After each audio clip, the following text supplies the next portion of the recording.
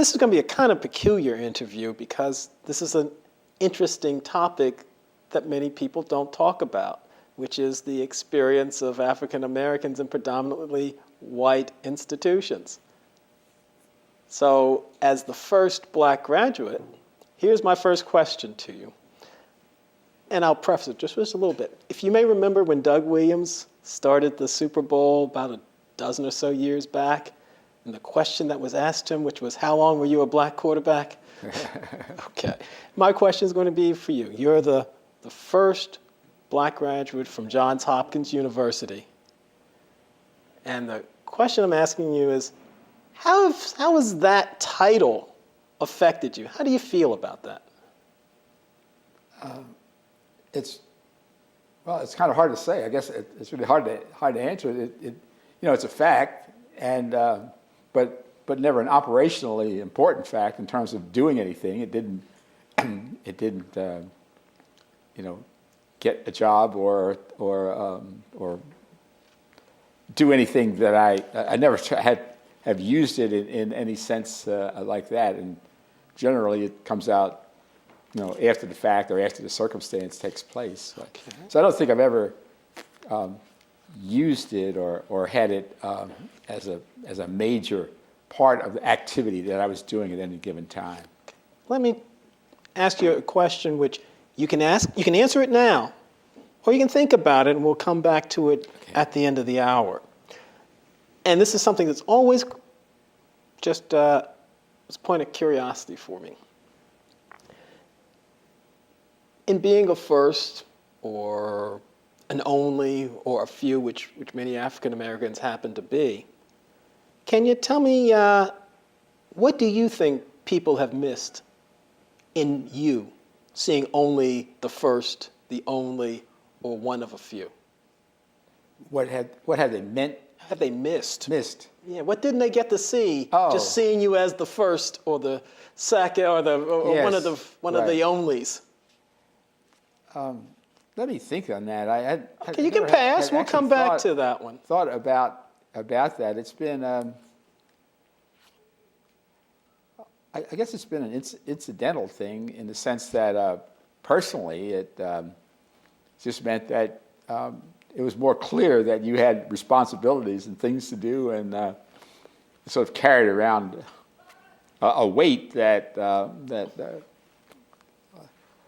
you had to produce, perform, but I had never thought of it as terms of what someone else had missed, or what might have been the situation with them if they had been in that spot, in that particular place. Here's another question, and then we're going to start talking a little bit more about you and your life. And here's the question. Again, you can pass on this one, and we'll come back to it. What do you think people you dealt with missed pretending not to see that you were black? Well, if you grow up in this city, you get used to it. Activities, interracial or cross-racial activities were not new to me. I had been involved with interracial organizations before I got here. So it was, to me, sort of matter of fact, and I just assumed that others just didn't say anything that they felt because that wasn't the way to do it. It just showed up in actions or inactions. And it was not a major factor. I think what I did, at least I certainly consciously turned down any sensitivity. I mean, right now I guess everybody's sensitive about everything, but I think you just had to turn it off and assume that whatever the operationally important thing that was going on was what had to be done, and not whether somebody intended or liked or didn't like you. It was not material to what your response would be. Okay, well, we're going to come back to this because we were going to talk about the weight, and we're going to talk about that kind of turning the sensitivity off when we come back. Okay. Let's talk about Baltimore. You grew up here in the 40s, didn't you? That's right. What was it like? A very strange city, and in fact still is, people-wise. Okay. Where'd you grow up, by the way? What part of town? I grew up in West Baltimore. What streets? On Franklin Street in the 1100 block, which doesn't exist anymore. It's that Is that part of where the block that was taken out where the highway that goes nowhere. So that's the highway that goes nowhere. Well, You used to live there. one of those blocks between Okay. Franklin and Mulberry, and the north-south blocks were Arlington and Carrollton Avenues is gone, and but that's where I grew up in that area. What was strange? It's strange about the people that I really didn't realize until after you left here.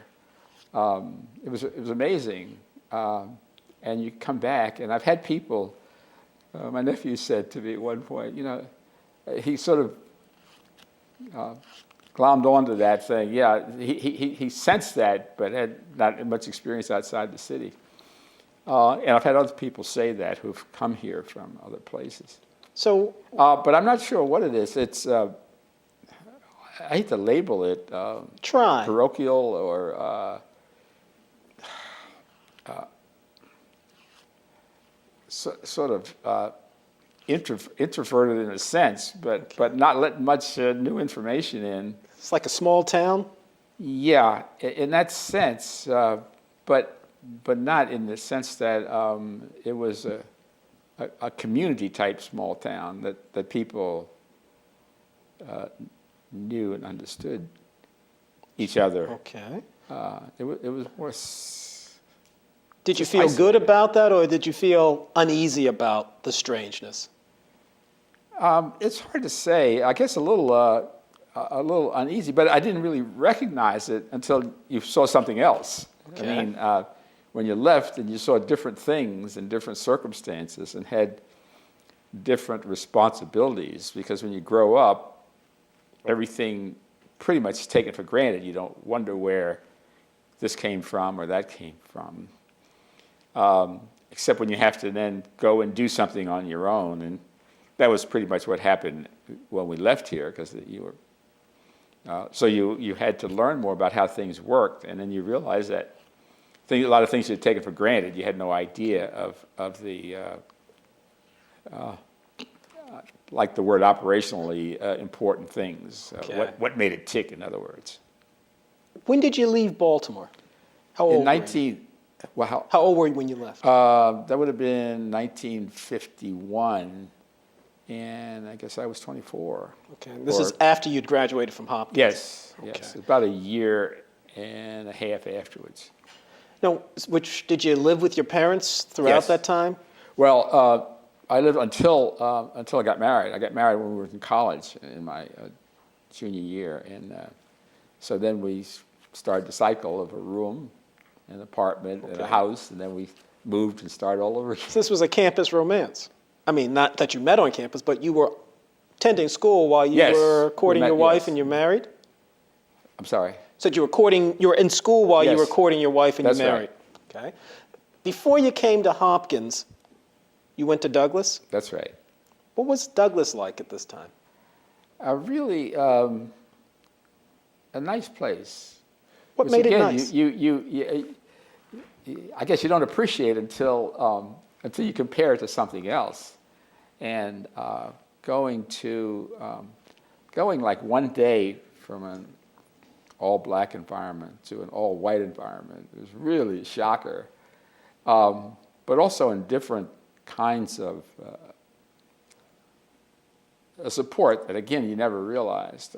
I mean, for example, in math class in high school, where teachers used to give contests, and we would contest to solve problems or do something like that. So it was sort of a game in some respects. Okay. A small class, but there was a different atmosphere, a different culture, I guess is the right word.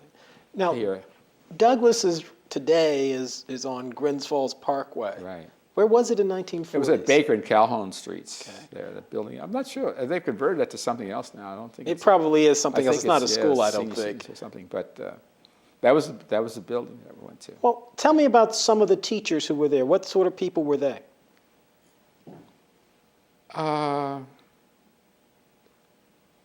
It'd be hard pressed to pull up some of the names. I remember. Oh, you don't have to use just Yeah. math teacher, whatever it is. Right. I mean, Well, a math teacher was. I was friends with his son, and we had a little group, and we formed an organization we called the Conquistadors, and that it's a social club. We didn't do anything in particular. We weren't politically active, but just a meeting and play cards or games, things like that. Miss Essie Hughes, who's I guess a legend at Hopkins, is certainly a most memorable person who taught Spanish. I don't think she taught me, but she was my homeroom teacher at one point. what was it like when you were at school at Douglas? Tell me what some of your friends wanted to do with their lives. I don't remember that we had much discussions about what we were going to do. I mean, this discussion that led to me looking at Hopkins was one that obviously stands out in my memory now, but which was sort of unprecedented, as I recall. I mean, I remember doing a lot of thinking myself about applying to a naval, trying to get a Naval Academy or West Point or Did you something talk to like your friends about that? I'm sorry. Did you talk to your friends about what you No, were going to be doing? I don't. That's what I'm saying. That never was a conversation to my recollection. Now it may be that it happened, but I don't recall it. But it doesn't stand out as a major. Now, how did you end up thinking about Hopkins? That was a real lark, a really smart-ass remark. Because I had, as I said, I had enlisted in the Army. I didn't have the money to go to college. In fact, the family didn't. So I had joined the Army in 1944 to go to what's called the ASTRP, the Armed Services Training Reserve Program. And as part of that, you would go to college and then serve a certain amount of time on active duty.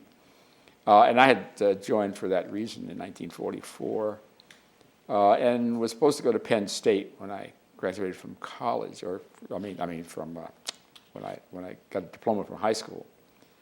So that was the basis for actually joining the Army. I remember, though, earlier when the war started, or shortly thereafter, or at least when the U.S. joined the war, I had asked my father to let me join the Merchant Marines. And he said, he really asked me, he said, really, finish high school, and then do what you want to do. So, we agreed to do that. And as time went on, and I did join the Army. You joined the Army instead of the Merchant Marine. Right, yeah. Is that just so you could have enough money to go to college? Well, that was the opportunity that was offered. And so that was the basis for taking that approach. So that in my mind, I was reasonably set. I really had no idea about what Penn State was like. I'd never visited campus or any of that. How'd you choose Penn State? I don't remember. I just know that it was Penn State, but maybe that's what they had offered, or maybe that's what was available in this area. It may have been something like that, but it wasn't a choice between this one and that one and some other school. So, let me ask a different kind of question about college. Why wasn't it a historically black college? I don't know. It never occurred to me. Okay. Morgan didn't occur to me, or any of the, historical and famous black Howard or Morehouse or anything. It just simply never occurred to me. It's sort of, I don't know, chauvinistic or whatever. I don't know. It just never occurred to me. I had no. We hear a lot of talk about black and solidarity and this, that, and the other, but my recollection, we had none of that was just never came up. Never came up, and so I never seriously thought about it. What did some of your buddies do in high school when high school was over? A lot of them went to the various colleges. Went to Morgan. because it's close, or Coppin, or Howard. I basically lost touch. When I left high school, I just pretty much lost touch with almost everybody, although a few of the guys, I was instrumental in helping to establish a chapter of a fraternity called Beta Sigma Tau, Okay. which was the first interracial fraternity, and the first one that banned all hazing, had no hazing whatsoever. So we had tried to establish a citywide chapter, so we had people from Morgan, and I was at Hopkins, and another fellow was at Loyola. And so we met and did things. I mean, I think we tried to, I forgot what it is. I remember reading one of the articles that we tried to do scholarships or something like that. And we tried to do something constructive in it. But there was, but other than that, there was not any social activity with my high school mates, for example, when I left. It was just overwhelming. I mean, first year at Hopkins, I had 35 class hours. And I went to school steady from September of 1944, my last semester in high school, through 1945. I took the summer semester here and into the fall semester. So I went solid from September 44 to February 46 with no more than like a 2-week break. So it was really not a lot of time. And in fact, all my social and political activities, sort of came to a halt. How did the military opportunity work with your going to school? What it in effect it did was to call me to active duty in February 46, so that I had to go on to active duty at that time. That's so I left Hopkins then and went into the service until I think May of 47. Okay, so from 1944 to when you were called into active duty, you were a full-time student at Hopkins. That's right. Okay. Exactly. Yeah. Now, what you said the transition from an all-black environment at Douglas to an all-white environment, except for you, at Hopkins was shocking or stark. Yes. Yes. So you did that in one day? One day. In fact, the next day, the last day, Hopkins was just switching from a quarter system to a semester system that very term. And they started classes on the 1st of February. And the last class at Douglas was the 31st of January. Okay. So one day I went to high school, the next day I went to college. So January 31st you were at Douglas, on February 1st you were at Hopkins. And in fact, the graduation wasn't until the 14th, so I saved money and wore my ROTC uniform to my high school graduation without having to rent a tuxedo. Is there an event that took place during that first month at Hopkins that you recall as reflecting that very stark transition you just talked about? I'm not sure what had happened. It was early then, but I sort of examined. I was no athlete at all in high school. I was like fifth string on a football team or something like that. But I just went around to the different tryouts and had absolutely no talent for sports. But I had been in a play in my last year at Douglas. So when the Barnstormers had a call for a casting call, I went and sit in. And when I went in and it was a classroom, they said, "Well, we don't have anything for you." So I turned around and left. I mean, I was just coming there to sit down. I didn't even know what it was all about. So that sort of stood out. So okay, Well, what did you make of it at the time? Huh? What did you make of that at the time? I don't know. I just sort of shrugged it off. It happens, and you just keep on going. There wasn't any, protest kind of thing, or Sure. nothing like that. It was just That's another situation. When you're growing up in Baltimore, you got to get used to that because I think Baltimore sort of goes out of its way to indicate that it was not a northern city, and you know, at one point you couldn't shop in certain stores, you couldn't go to the movies and so forth. You had to have a note from your madam to buy something in the make company, and that sort of thing. So it was pretty clear that.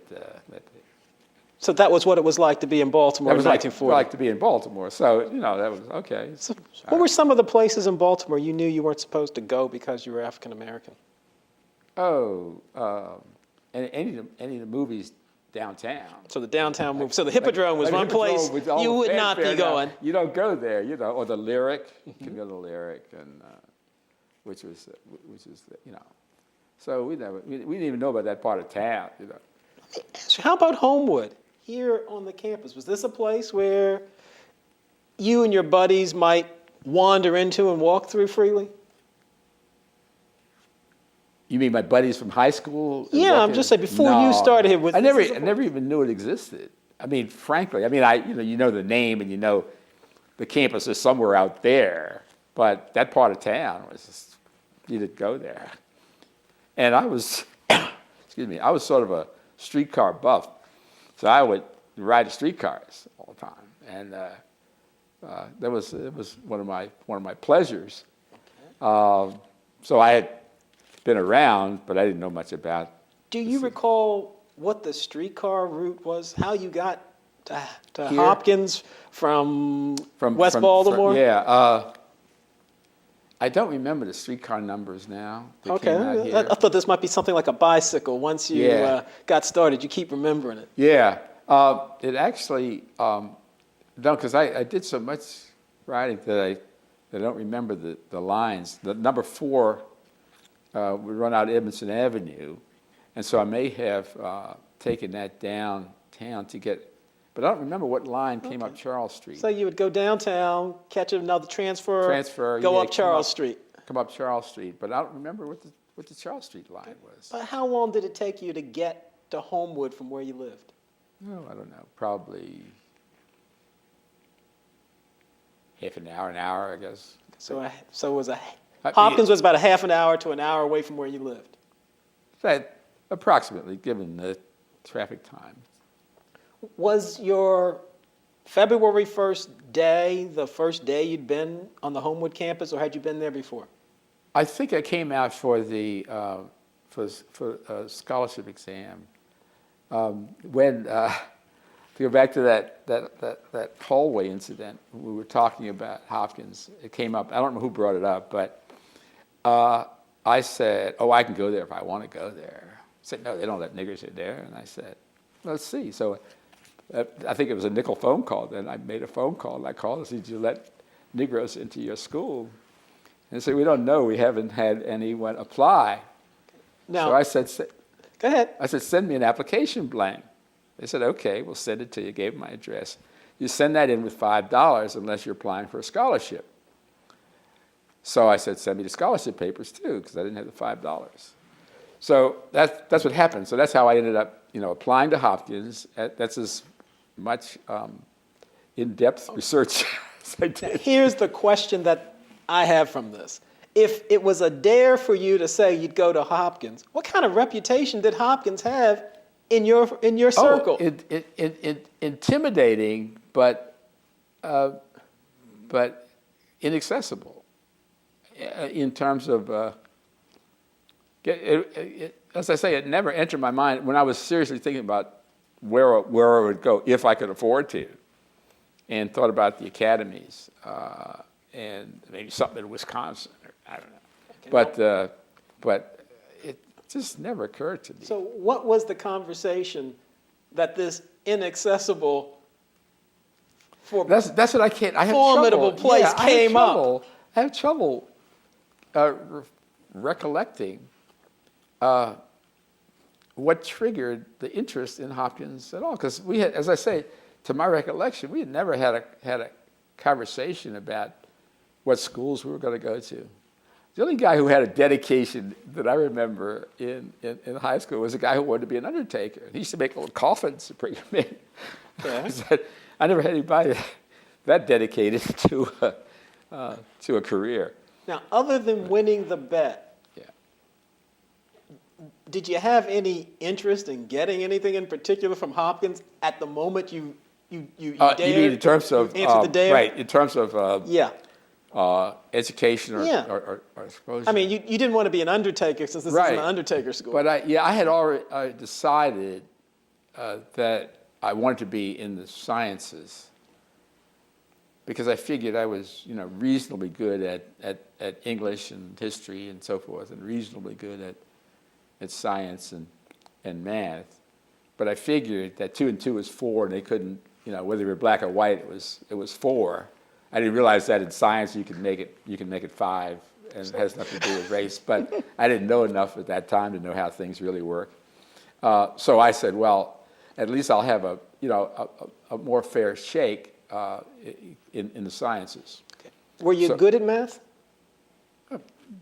Reasonably good when I wanted to be. I guess my high school record sort of reflects that. Now, did anybody, when you among your friends who you ended up daring them that you could get into Hopkins, say you weren't good enough to get into Hopkins? Oh no, that was never. I don't think any of us challenged anybody on that. It was an interesting, good class. Now, help me understand that, because my guess is if you were to go to Douglas today and somebody said, I'm going to go to Hopkins, somebody's going to challenge him on whether they can get in. Now, nobody thought that you couldn't get into Hopkins other than because they wouldn't they wouldn't admit niggers, as you said. Yeah. Okay. That never. It seemed to me it didn't occur as in terms of capability. Okay. So tell me about the program you had at Douglas that gave you that confidence. It was the academic course, which had math, physics, chemistry. I don't remember much of what the chemistry did. We had to have a language, English. I did well in English. As I say, the math class was a small number in the class, and we used to have these occasional challenges from the teacher to solve a problem, and we'd take home and do. So it was sort of a camaraderie that I feel now. I'm not sure everybody else felt it, but anyway, I felt that sort of thing that made it somewhat more interesting than some of the other classes. So first of all, when you got in, what was the reaction of your friends? I don't remember any particular reaction. It was sort of a congratulations, but it was no big to do. Were you surprised?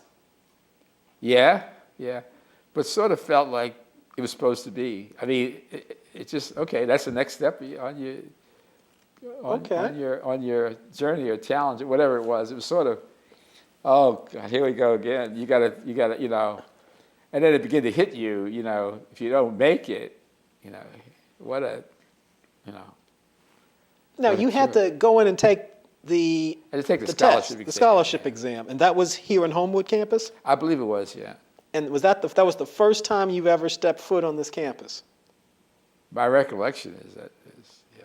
Okay, and that's about a half hour to hour bus ride or right. up to. What was it like to walk on this campus for the first time? I take it you came by yourself, right? Yeah. Any other black people on the campus? And clearly there weren't any students. Yeah. Well, I think the most memorable person here was Dave Talifero, who was the sexton at Levering there. Okay. A really stately, courtly gentleman, mixed gray hair, really a delight. Had you met him before? No. So you didn't know he was here yet? No. Okay, we'll get to Dave Talifero in just a second, but I'm just curious. When you came on the campus, were you in any way? You said this was an intimidating place. Were you intimidated? Well, it was intimidating in terms of the reputation of Hopkins and the challenges that I expected, and the fact that I was the only African American or black or Negro, and expectations were high. Certainly, mine were, and I said, "Oh boy, that's a lot to carry." So, Now, how did the scholarship test work? Was this related to the admissions process? Did you have to pass it to get in, or did you just need to get it to get money? It was for the scholarship. Maryland has a state scholarship in engineering. It was established, I think, about 1912. So that was the basis for it. It was a state scholarship. So this was to help you with the finances. Financing, absolutely, yeah. Okay. Now, by the time had you gotten in, or was admission in any way related to this? I don't remember the specifics of the technicalities as to whether, if I had not gotten the scholarship, whether I would have gotten in. I don't think so, but I wouldn't have been able to pay for it. So, realistically, they were tied together. But in any event, when you came here the first time, you weren't certain that you were going to get in. That's true. Okay. So how did it feel taking the test? Like taking the SAT, it was another SAT. It was another test. I mean, pretty much. I'm not a good test taker, so it's pretty scary, really. But you just sort of hunch up your shoulders and go ahead and do it. Now, having been there once, you come back on the first. Back in 1944, 45 was the first day. First day you come back. How do you feel? Now, you're admitted you're going to be a student, right? Who'd you get to know first? A strange bunch of guys. I don't know exactly how we got to meet. I guess Levering Hall is the leveler of all people, so you get to meet people there, and of course you learn Bridge 101, which is the first thing is to learn how to play bridge. That was the game of choice? That was the game of choice. At Hopkins in the 40s? Yes. Are you a good bridge player? No, modest, fair, I guess, but not outstanding. It was just a nice game. But I did meet a strange bunch at that time. What made them strange? Well, there was a Chinese fellow from South Africa who had, I think, a degree in law, who was coming here to go to med school or as pre-med. There was a Jewish fellow from Detroit. There was a fellow from Kentucky, white fellow from Kentucky, and there was a Chinese fellow from Scotland. And this bunch we sort of just hung out together when we had free time, and chatted, talked, and played cards. Other than play bridge, what did Hopkins students who were hanging out with you do? You said after they played bridge? Other than play bridge. Yeah. What else did you do in hanging out? Nothing, really. I mean, it might be a Levering talking, but Okay. we might sit outside on the lawn, talk. But we never obviously went to a movie together or had any social activities. So your social activities were limited to hanging out on campus? On campus, that's right. So there were no social activities off campus? No, absolutely not. Now, when you came to, you at the time, you weren't living on campus. No, I never did live on campus. You lived with your parents? Right. And every day you take the bus in? Right. And every day you take the bus home? That's right. How long was your day? They were fairly long days. As I say, we had 35 class hours, which included ROTC and phys ed, chemistry, math, physics, and so forth. So, how early did you get started? I think they had 8 o'clock classes. So you'd come for the 8 o'clock classes. When was your last class on a typical day? Probably 3 or 4, because we had labs. Some of the labs were, 2 or 3 hour labs. So to get here, you're leaving an hour before, I suppose. Right. So that's about 7 o'clock, and you get back home, about 4 or 5 o'clock? Yeah, something like that. 5 days a week, or were there Saturday classes as well? There were times I had Saturday classes. At one point, I had one or two classes on Saturday. I don't remember. It wasn't every semester, but generally it was a Saturday class. Now, for that first 2 years, you mentioned that when you were at Douglas, Hopkins was a place that was intimidating, at least had an intimidating reputation. Yeah. When did that change for you, or did it ever change? I don't think it ever changed. It was always intimidating? It was always intimidating. Tell me about the intimidation you felt. Just coping with it. I think a part of it is that difference between black environment in high school and a white environment here, in the sense that they're different relationships, different, I'm not sure, communications taking place, and it's hard to be more specific than that, but... Let me try some things. Did you feel alone? Yes. I say that thoughtfully, that it was a lot different from my feeling alone anyway. Yeah, and so there wasn't that much different. It was just there was just less to interact with, less interaction with others taking place than was before. But so is isolation a good term to isolate it, or is that not a good term? Yeah. But I think that's sort of that. Yeah, I think that's reasonable. Okay. But Hopkins is, I mean, in that sense, I think Hopkins is a good environment for students, because it's transitional between protective home, ostensibly protective home, and the complete, again in quotes, freedom of being on your own completely.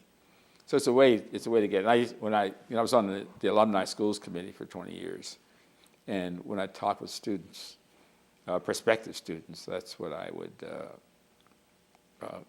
feel. It was not like I don't know how big campuses are in terms of 5, 6, 7,000 people on a campus, but I get the sense that they're a lot more social or socially oriented and group activities than is the case in a small school like Hopkins. You were roughly, I guess, 18 or 19 when this is going on? Or were you Yeah. younger? Okay. Most 18 and 19-year-olds want to have a social life. What was your social life in the time that you had? At the time, I didn't have one, basically, because even the social life that I had in high school, of going to parties, dances, things like that, ended because as I say, it was sort of isolated by not having that continuing environment with my high school mates, and not having any social life, but pretty well full of the work at Hopkins. I mean, in terms of homework and what had to get done. Now, what I heard from you, and you tell me if it's true or not, while Hopkins was intimidating socially, and you were concerned about your academic performance, you weren't intimidated by the academic prospect, were you? That's what I heard. Yeah, it was. I think I had really a lot of trouble understanding the various courses. Okay. I have things I say about him now, look back and say, gee, why didn't you, it's sort of backwards. Why didn't you teach me this kind of thing first, or give me an overview of where you were going, and not just let me wander around and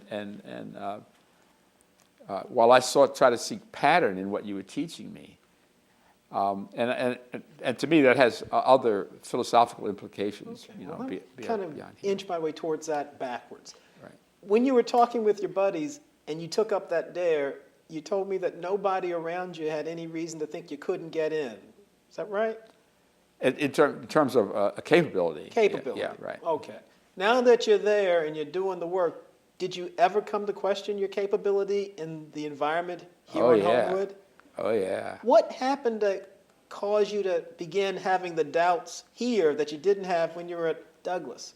It was the fact that I was not grasping all of the content. In other words, I wasn't doing well on tests, and I was simply not getting it. Was this new for you? Yeah, when I applied myself, I mean, in high school when I didn't get it, I just hadn't maybe worked hard enough or seen it, and I'm not sure what the difference is. Again, I don't know what I can't attribute it to specific. Did there come a time in your, let's say before you got called up for active duty, had you developed that sense that you'd gotten beyond that point where you'd figured it out, or you were still struggling to figure it out? I struggled all the way through. You struggled all the way through. Okay. Yeah, day one to. Let's come back to the struggle for a moment. Now, you told me you went to serve in the military. Right. Now, before you got called up to active duty, had you met Dave Telefero? Oh yeah. Okay. So tell me about when you met him. Then we'll talk about the military. Dave. Well, he was ever present in Levering. So almost anytime you were there, Dave was there. And we got talking, obviously, because wasn't many of us around here, so we get to talk. And when you say wasn't many of us, who else was there? well, I think there were a couple of other what did they do? people who work here. I suspect they were janitors, but I don't remember specifically any. They don't stand out. Would they talk to you? I don't know. I mean, did you have conversations with them yeah, as you had with Dave? It would have been incidental. As I say, it didn't stick in my memory. Did you want to talk to somebody? On occasion, that puzzlement wanted to be examined, and I remember Dave saying to me, don't feel like they're doing you such a big favor, letting you come here. He said, you're doing them as big a favor as they're doing to you. So it's sort of like hold your own. Just keep straight and keep doing, but don't be overwhelmed in that sense of being intimidated by your being here, because I think that was a part of it too. Now, tell me if you remember this, but can you give us a sense of what particularly troubled you that when you talked to Dave Telefero, you felt particularly relieved? I think just comfortableness with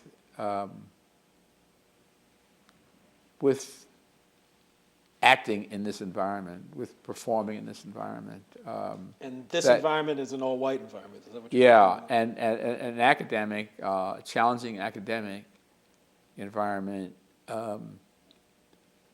with none of the unspecified support that you had in the black school. In other words, what were some of the supports you had, let's say at Douglas, that you missed while you were here?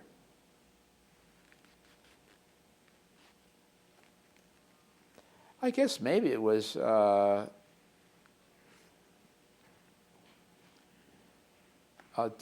very difficult to pin down in terms of knowing. Sometimes it's hard. It's hard to go back and analyze because you project and lay over lots of things you learned later. But do the best you can. I will. I would say sort of guidance, but again, that may be sort of a parental thing because you're growing up at this stage at a time when you have it, and you got that, and at one point I some teachers who challenged me, you can do better than this kind of thing, which I actually knew, but I just wasn't interested anymore because I did it, and so my record was a little spotty in high school based on my level of interest, and having that. There may be just like a few incidents that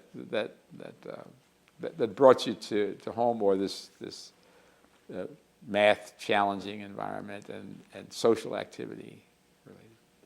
Now, you mentioned Dave Talaferro, and it's been more than 50 years since you were here as a student. Looking back over the years, how indispensable, in your judgment, do you think your relationship with Dave Talaferro actually was to your getting through here and achieving as you have? I would say significant in the sense of having some of that. I guess the thing that I'm saying was missing. That was at Douglas. He was your support system here? Yeah, he was the support system. But I remember actually speaking to the chaplain, whose name I don't recall at the time, because I was having political challenges in the sense of, and my question was in fact how can I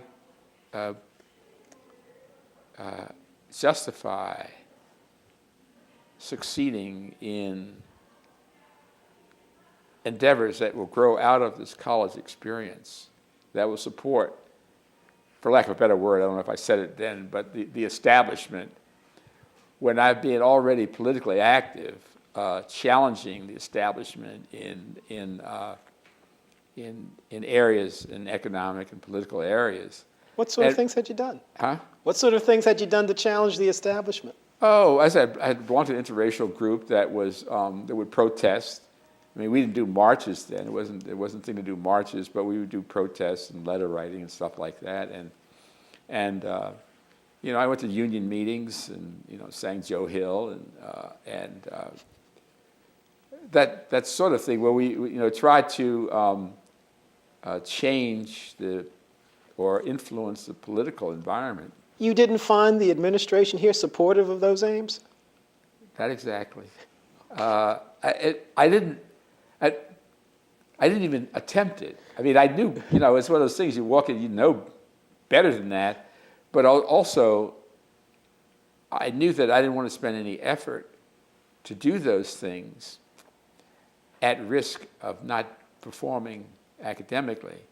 So I basically did not do anything. I mean, Beta Sigma Tau was about the only thing that I did. And in fact, when I came back from the Army, I didn't even look up the guys. I mean, it wasn't deliberate. It's just I got wrapped up and started back to college and did that. And so I had even less involvement.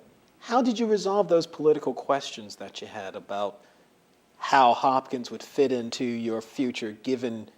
Well, I guess the advice aims that I got at the time from the chaplain was like, if you're a jockey in a race and you're riding along the pack, and he says you can't fight the pack there, but when you get an opening, you just go like hell and don't let anything stop you from getting to the rail or whatever your objective was. So that sort of said, okay, just gather your forces, or and somehow intuitively I knew that the thing that you need is skill and capability, and you get that so that you can use it when you need to, and that's sort of that's a real problem, because most of us just protest and stamp and call for this, but if you can't do it yourself, don't know how to do it or how to manage it or whatever it is, that's all you're going to do. And while you're busy fighting over, tilting over windmills, somebody else is making the money from the energy generated by the windmills or something like that. But the point is, you need to be able to do those things, and that just took attention and concentration, irrespective of any political act or change that one wanted to do. Now, speaking of, I guess, political tensions between you and the institution with which you'd be affiliated. You said that in 1946 you were called to active duty. Right. Did you have similar political doubts regarding the United States Army? Not a bit.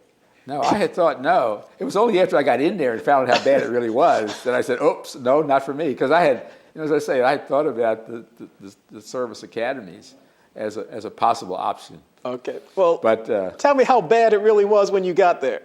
well, it's just again like growing up. You learn that all that's said ain't true, or more accurately, I guess, people have different versions of what their words imply for their actions, and so the shock is getting used to that difference. So what was the biggest adjustment you felt you had to make? And hear this one. Going from the intimidating environment of the Homewood campus to, I guess, the intimidating environment of the U.S. military. Well, I just have a knack for finding strange situations. Okay.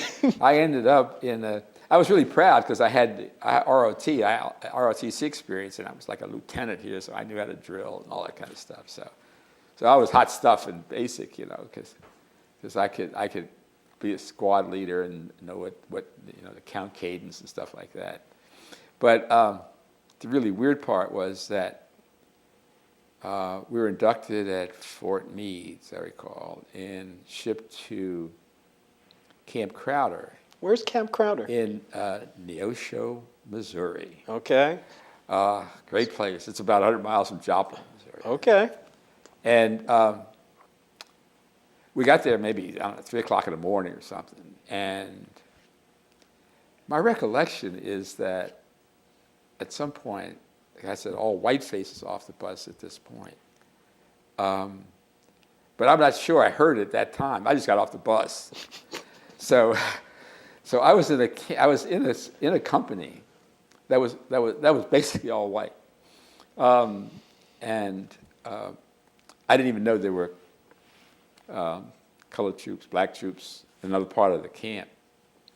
But I went through basic training with this, and my ROTC training helped me, and so I didn't have to do all the same duties, and I got to be mail clerk and stuff like that. Now, given when you were in the military, you were in a segregated U.S. Army. Yes. Was your situation segregated, or, had you desegregated the Army, or were you? I guess I desegregated the Army in that section. So I didn't have, any experience specific to, racial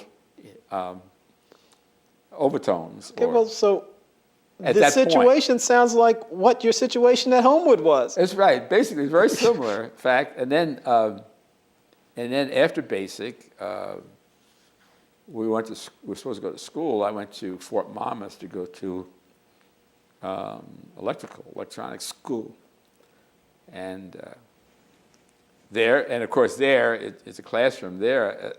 This is now, I forgot when desegregation order came through. In 48.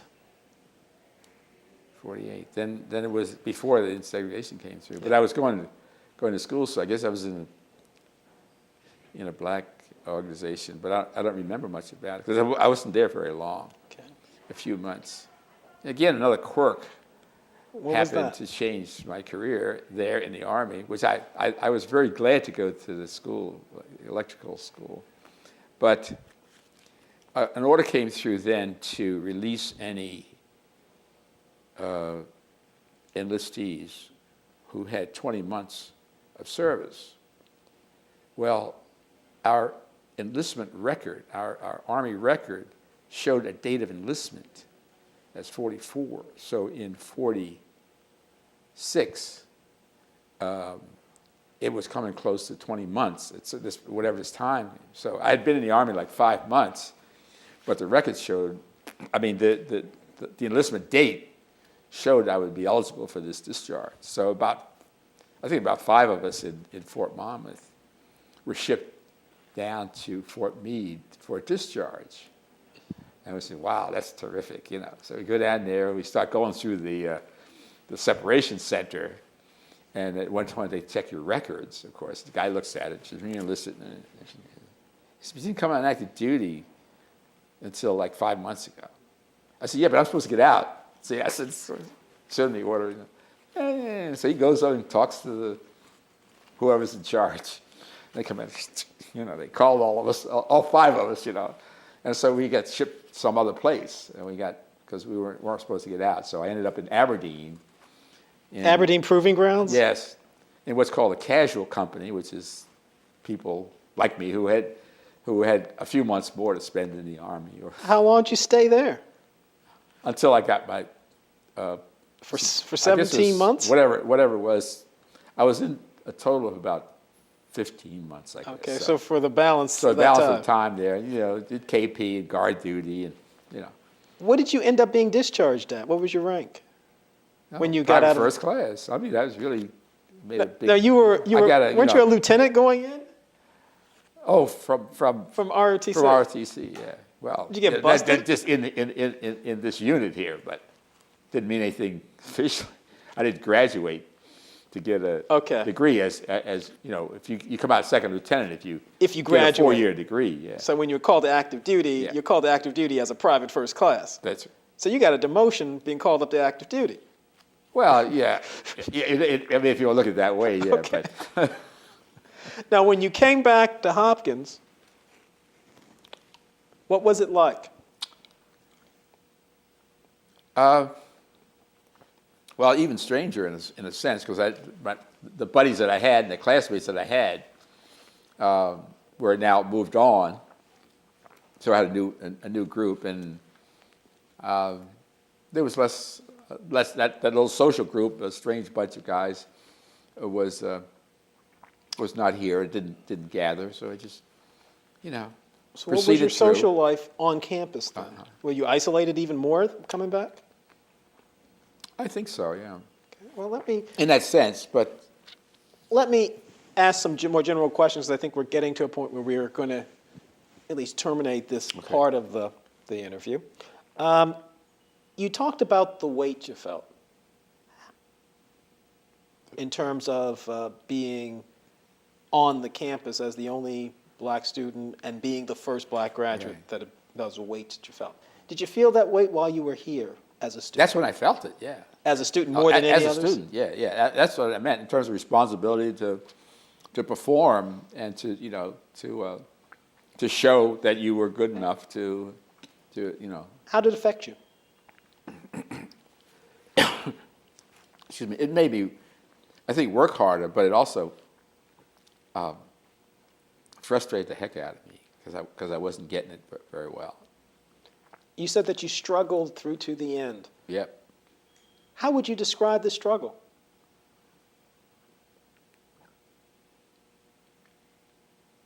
What do you attribute it to? What I attribute to it was not grasping the concepts well enough to give them back to the professor in the form that he or she wanted. Do you grasp them now? I'm sorry? Do you grasp it now? I'm trying to get a sense of what got in the way, do you think?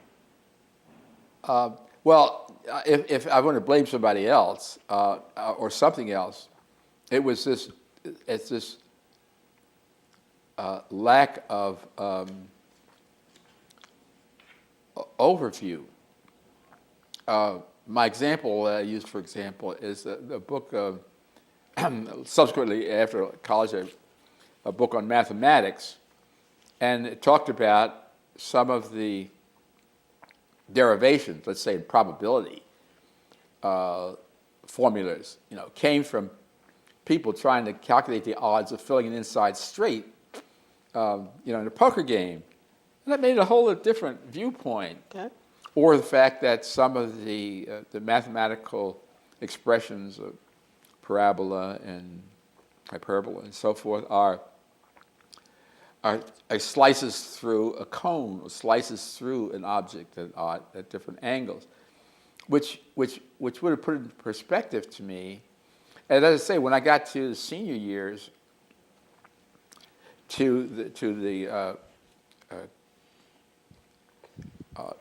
I'd say, well, gee, if I had understood this overall concept in the beginning, I would have understood why you wanted me to worry about differential equations, or I would have a better sense for it. I think I would have had a better grasp of what the differential equations try to do, is to just try to figure out what do I do with to integrate this thing or differentiate, because it had an answer, it had a Context? a context that you're going to use. That you need to know this in order to be able to predict this, or which becomes clear when you start designing a plan, or when you start dealing with a process that isn't always clear when they just tell you to, hey, integrate this, or so what. Now, these are the last couple of questions, so we can bring this to an end. We can then have perhaps more extended discussion. I'm going to come back to the spirit of the question I started off with that you passed on. So now, hopefully, you can have thought some about it. But it's going to be the question I kind of shared with you when we had our telephone conversation, which is, and I'll start with this question. Now, looking back on your experience at Hopkins, what do you think was the most valuable thing you got out of it? I think the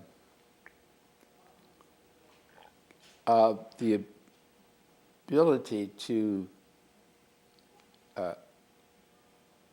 cope in not necessarily supportive environment,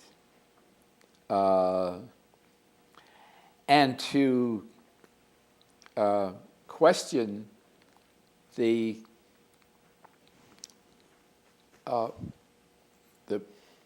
rationales or the presentation of the material. That comes about because later, when I see how actions are used or not used to solve problems, I know how I have a sense they should have been presented differently, so that the learner would participate creatively in the process. So in that sense, I think I learned that I would do things differently if I were setting up a university. But I learned that I could cope in it, but also that I had a lot of difficulties in coming up with a coherent whole in the way it was presented to me. Okay. So I mean, that's kind of a... Okay. Now, I'm going to ask you a question to follow up with that before I ask my next, which will be the last one. That's fine. What I heard you say was one of the things you learned was you could cope and you could challenge and you could question the established order, right, which was a contribution that you think Hopkins gave you.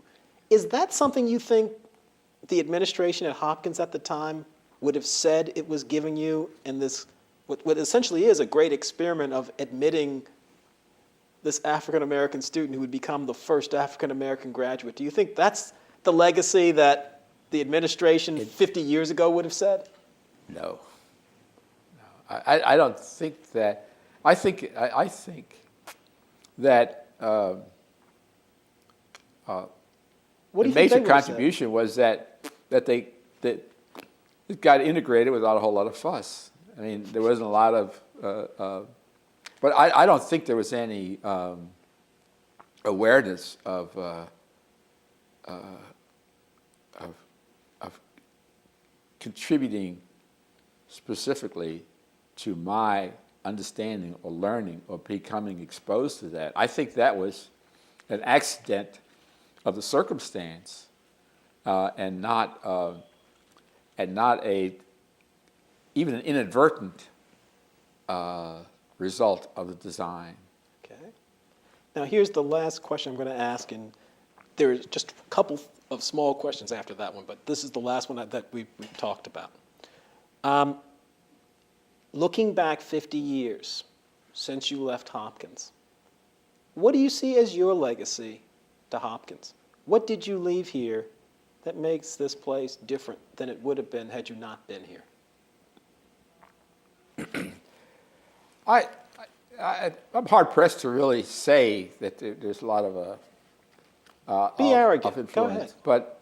But if anything, the fact that that it could work, that I did bring something to it in terms of not academic brilliance by a long shot, but broad-based capability to compete and to contribute a whole person environment or growth in this academic setting. Okay. Let me just have a couple of questions, and then we can stop. I have a copy of the 1950 Hullabaloo. Yes. And I had a couple of questions that just really raised all sorts of questions for me. There is a picture, your picture is here. Right. And it says that you were part of the YMCA cabinet. Right. There's a picture of the YMCA cabinet and you're not in it. I think it was earlier in my career. It may have been, it was the first year I was here. It wasn't the last year I was here. It was the first year you were in the cabinet. No, it was here because I don't think I did Okay. less. I was on the honor commission that first year. When I came back, I wasn't very active. You weren't very active. Okay, because it's not there. The other question I have is your fraternity is listed under your picture. But there are fraternities listed in the yearbook, but yours isn't one of them. Was it on campus? It was not on campus, no. Why wasn't it on campus? Well, it really never got to be organized. We didn't have anybody else on campus who was a member of it. As I say, we had maybe, I doubt we had more than 15 or 20 people on the several campuses that I mentioned, Morgan, Loyola, and here. So I don't think any of the campuses had a presence like was to challenge. Although we did pitch for students here.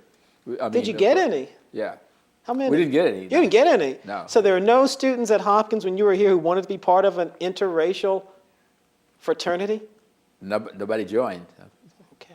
Well, I think why don't we end on that point?